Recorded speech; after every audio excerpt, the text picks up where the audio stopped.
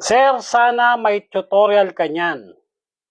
Eto, dahil may nag-request sa atin ng tutorial, ang unang kailangan mong gawin bumili ka muna ng TID Radio Wireless Programmer. Kaya pagdating sa'yo, i-download mo naman tong sa App Store. Yan, Oddmaster. Ito siya. Tapos, i-connect mo siya sa Bluetooth.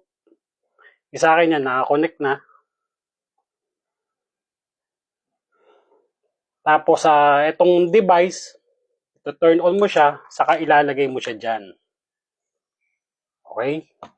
Tapos, select model. Baopeng. Tapos, hanapin natin si 88S. Parehas sila ng firmware eh.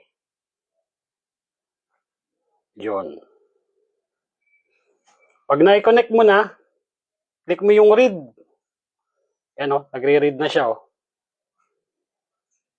Nakikita mo yung kulay blue. Yan. Nagre-read na yan.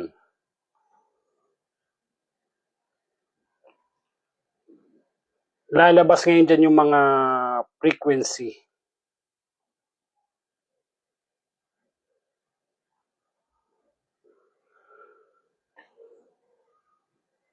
Ayan. Mababago mo na ngayon yung frequency. Tapos saka mo kikiklik yung right.